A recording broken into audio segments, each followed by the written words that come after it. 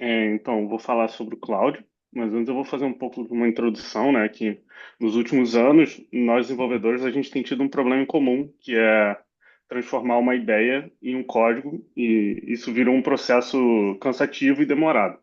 Então, a gente também tem várias configurações, e são muitas tarefas manuais e repetitivas que tiram o foco do que realmente importa, né? Então, essas novas ferramentas de Code Assistant, elas vieram para mudar isso, que hoje você vai descrever um problema via interface e ela sugere trechos de código, né? Isso acaba ajudando, mas ainda é muito limitado porque a IA ela não tem o contexto completo do seu projeto. E aí que o cloud ele entra de uma forma um pouco melhorada, né? Que o cloud ele é um assistente de IA da Anthropic voltada para desenvolvedores. Então ele não é apenas uma interface de chat. Ele também fica integrado direto no terminal ou na IDE, acompanhando o projeto enquanto você trabalha. Então, ele tem esse certo diferencial, que como ele conhece todo o projeto, ele vai conseguir executar diversas tarefas. Então, você vai conseguir transformar uma linguagem natural e o cloud consegue gerar várias ações reais, né? Como editar arquivos, rodar comandos, preparar commits, tudo com consciência do projeto inteiro. E isso reduz um tempo gasto com detalhes que você poderia estar focando em outras coisas, né? Então, dentro do cloud, a gente tem três modelos. A gente tem o Opus, que é o modelo mais poderoso e preciso. Ele vai ser para tarefas mais complexas, como algo quando você for precisar de um raciocínio mais profundo, uma análise de código grande, uma explicação difícil, ou um problema em produção que você precisa de uma grande assertividade. E por isso ele vai acabar sendo mais lento e mais custoso. Também existe o Sonnet, que é o equilíbrio entre a performance e o custo, e ele vai ser ótimo para o seu dia a dia, que seria para gerar código, revisar, pedir explicações e automatizar tarefas. Ele é o modelo mais padrão para uso geral, assim, de certa forma, né? E aí também tem o Raico, que ele é o mais rápido e mais barato. Então ele vai ser indicado para tarefas mais simples, para consultas rápidas, automações leves, scripts. Então, com isso ele também não vai ter o mesmo nível de profundidade que o Opus e o Sonnet. É, então, dos ambientes de uso do cloud, a gente tem tanto por terminal quanto as IDEs, né? Então, você consegue utilizar ele no VS Code, no Cursor, no Windsurf, na JetBrains. Ele também está disponível via web, iOS Play Store e por API também. É, aí das suas principais funcionalidades, né? Ele vai então conseguir ele vai conseguir transformar, né, o que você descreve numa linguagem natural direto em um código funcional. Ele também vai conseguir ser capaz de analisar, analisar o projeto e propor correções automaticamente. Então, você fala para o Cloud que você tem um problema no seu código, ele vai analisar toda a base de código e tentar propor uma resolução para aquilo. E como ele conhece toda a estrutura do seu código, você não precisa ficar selecionando arquivos ou dando algum tipo de contexto para ele resolver o seu problema, né? E tirando isso, também muito importante, ele consegue automatizar várias tarefas cansativas, como linter, resolver merges, gerar releases, e isso tudo com apenas um comando. Então aqui a gente tem um arquivo que ele funciona como guia para você colocar instruções fixas, a documentação do seu projeto, regras, padrões de código, tudo que você precisar que o Cloud leve em consideração sempre que ele estiver trabalhando no seu projeto, né? Então você pode, por exemplo, criar e documentar aí que você quer uma pasta apenas para APIs. E aí tudo que você for fazer relacionado à API, ele vai colocar dentro daquela pasta. Ele não vai é, desvirtuar muito disso. Você pode, por exemplo, pedir para ele sempre estar escrevendo em TypeScript e isso vai fazer com que ele faça isso também. Aí falando um pouco sobre o MCP, que vai ser um ponto de conexão que permite que o cloud seja capaz de explorar mais o seu potencial, né? Porque ele vai funcionar como um orquestrador, onde você vai conseguir registrar uma ferramenta e o cloud vai conseguir usar elas com segurança.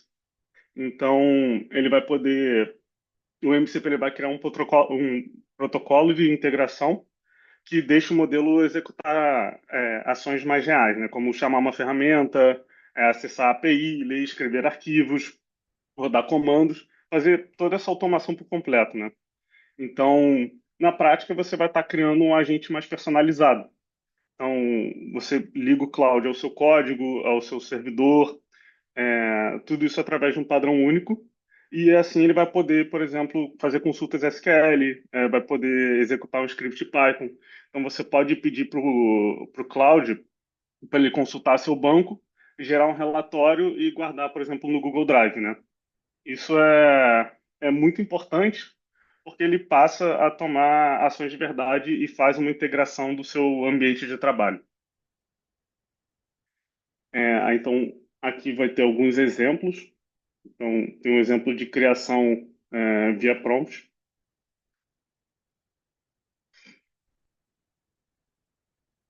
Eu acho que aqui ele está pedindo para criar um jogo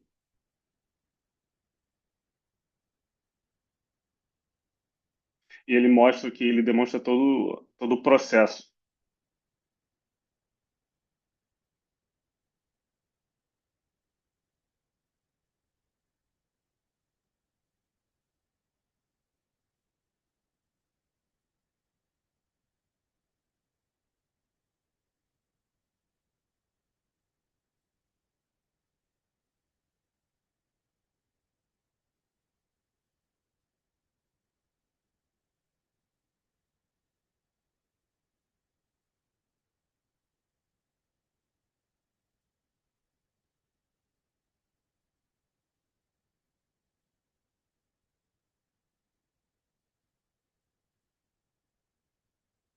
Né? Então, aqui a gente pode ver que o Cloud ele está conseguindo acessar vários arquivos, escrever vários arquivos, né?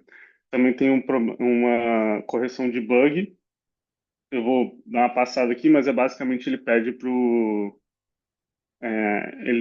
Cloud adaptar e fazer um carrossel disso daqui. Então, mostrando aqui um pouco mais rápido, né?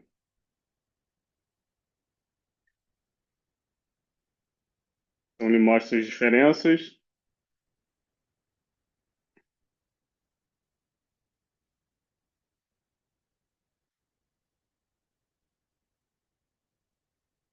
e ele mostra aqui agora vira um carrossel aqui de umas imagens meio estranhas.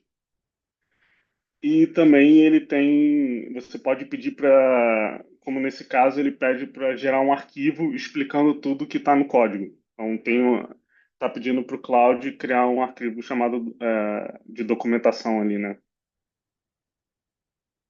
Aqui a gente pode ver que ele acessa todos os arquivos para poder entender e gerar esse novo arquivo de documentação.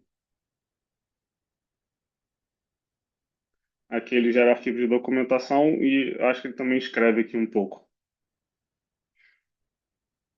Tá?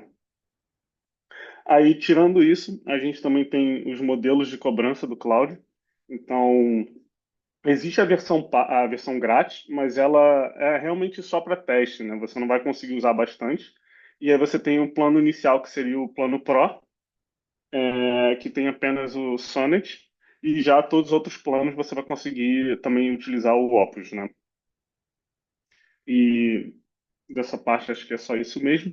E aí, um dos motivos, então, né? Os principais motivos para você querer usar o cloud, né? Um deles é que ele tem uma precisão muito alta quando precisa fazer mudanças mais complexas no código. Então, isso vai acabar significando que vai ter um retrabalho menor e modificações feitas da forma certa. Aqui ele está falando que atinge 99,9% de precisão em modificações complexas. Isso daqui eu tirei do site deles e foi indicado por uma empresa que usa o cloud, né? Então, eles comentaram que eles obtiveram essa performance daqui. Outro ponto importante também que eu comentei é sobre a composibilidade, né? Que o cloud ele permite você criar fluxos automáticos e bem flexíveis, né? Porque como ele conecta direto a terminal e as IDEs, você vai conseguir combinar diversos comandos, pipes e scripts que acabam sendo como você estivesse montando um Lego, né? Para automatizar todo o seu trabalho. E, por fim, ele também já é pronto para uso empresarial, né? Então, ele já vem com segurança e privacidade integrados. Então, você consegue também executar isso tudo dentro de provedores como a AWS e a GCP, e isso facilita bastante para a adoção de empresas que precisam de requisitos mais rígidos. É, e você consegue também optar pelo modelo usar o que você está produzindo, a sua base, como treinamento ou não. Então, para empresas que trabalham com dados sensíveis, isso fica muito mais factível de você querer usar o cloud do que, por exemplo, um outro assistente. Aí, da minha parte, é isso.